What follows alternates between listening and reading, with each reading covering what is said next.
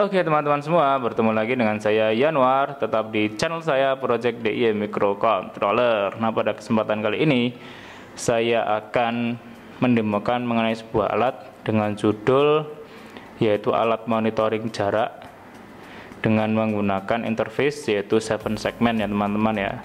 Dan juga monitoringnya menggunakan Blink. Jadi di sini saya ada software Blinknya ya teman-teman ya.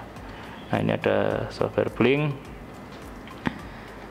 Jadi nanti monitoringnya bisa dua cara, yaitu yang pertama dengan menggunakan 7 segmen ini, yaitu 3 digit ya 7 segmennya ya. Kemudian dengan menggunakan software Blink. Nah, keuntungan dari software Blink ini apa? Jadi dia itu bisa jarak jauh teman-teman.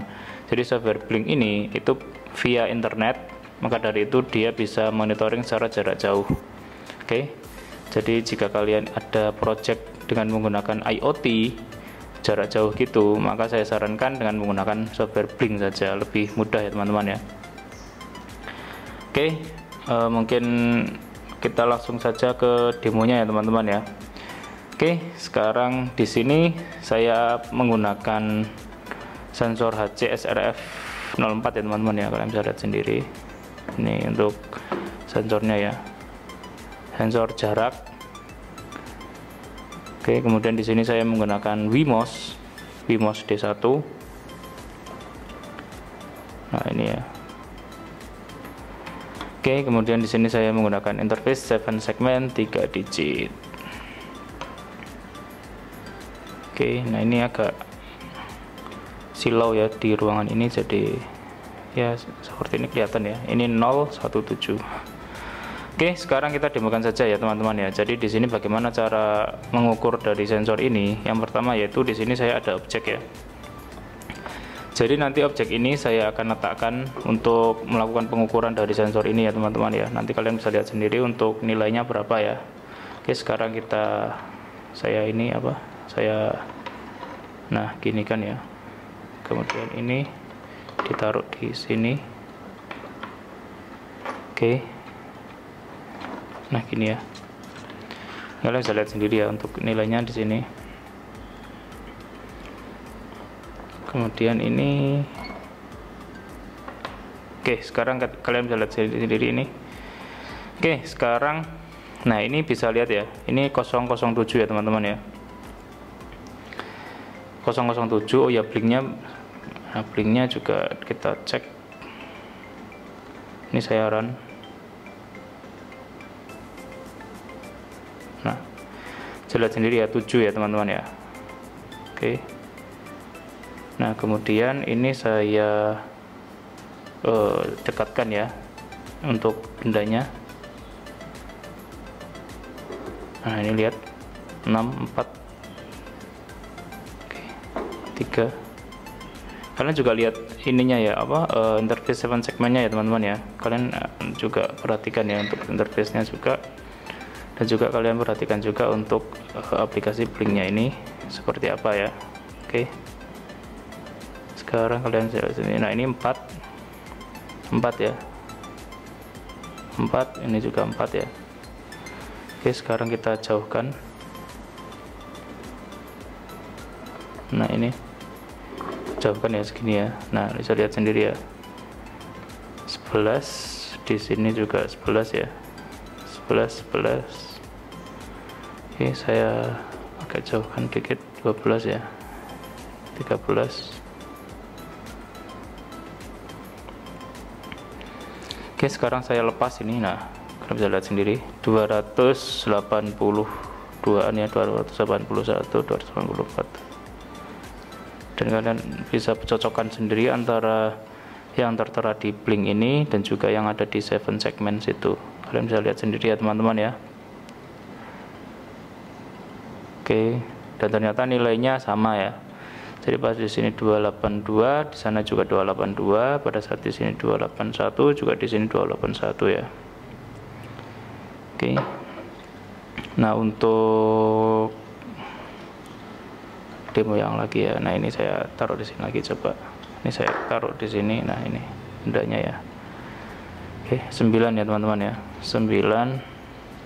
Kemudian ini saya dekatkan lagi. 7 6 5 watt.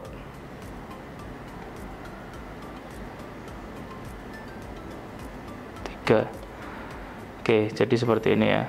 Ini udah deket ya teman-teman ya.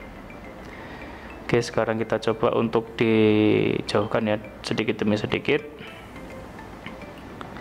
Nah, seperti ini ya. 4 5 6 7 8 9 10. Nah, itu 11 ya. Nah, jadi seperti itu.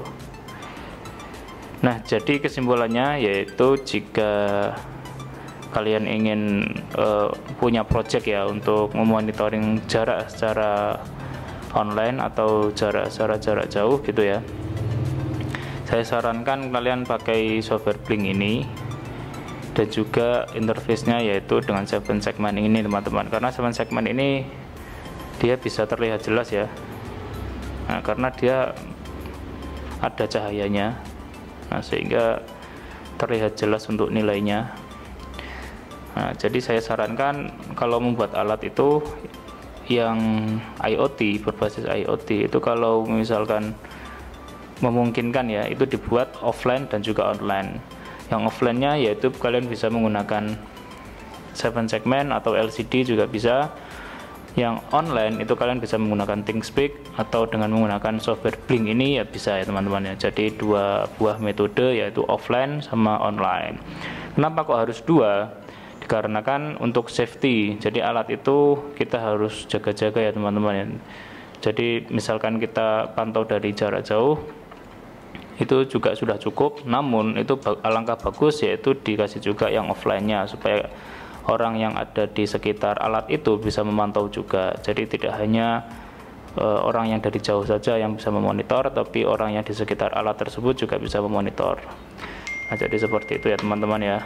Jadi misalkan memang kalian ingin membuat sebuah project yang seperti ini, saya sarankan yaitu dengan menggunakan dua metode tadi ya teman-teman ya. Oke. Oh ya, untuk wiringnya, sekarang wiringnya kita cek ya teman-teman ya. Wiringnya di sini untuk trigger echo ya. Ini triggernya itu yang kabel hijau ya. Nah, triggernya kabel hijau, untuk yang echo-nya yaitu kabel kuning ya teman-teman ya. Ini kalian bisa lihat sendiri. Ini saya matikan dulu. Oh ya, ini saya matikan dulu ya. Saya matikan dulu. Nah, ini matikannya. Oke. Terus kita cekkan untuk wiringnya, kita matikan. Oke. Nah, bisa kalian lihat sendiri ya untuk trigger sama echo-nya. Nah, ini untuk yang trigger yaitu yang hijau itu masuk ke pin ini D2 ya teman-teman ya, D2. Untuk yang kuning itu echo-nya itu masuk ke pin D1. Oke. Jadi D1 dan D2 itu dipakai di sensor ini. Dan untuk VCC ground, ini VCC masuk ke VIN sini. Kemudian untuk groundnya yaitu masuk ke ground sini ya. Oke, untuk yang pin di sini, untuk pin ini 7 segmen itu dia mulai masuk yaitu di pin D4 ya teman-teman ya. D4, D5, D6 dan D7 ya. Jadi ada 4 buah kabel di sini. Oke, jadi seperti itu teman-teman. Untuk wiring dari 7 segmen ini kalian bisa lihat saja di sini ya. Saya kasih wiringnya.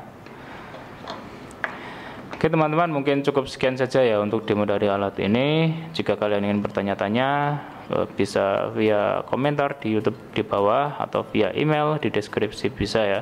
Untuk coding seperti biasa akan saya cantumkan atau saya kasih di blog saya di sini. Untuk tutorial cara mendapatkan coding kalian bisa lihat saja di deskripsi ya. Nanti saya kasih linknya ya. Oke teman-teman, mungkin cukup sekian saja untuk demo alatnya.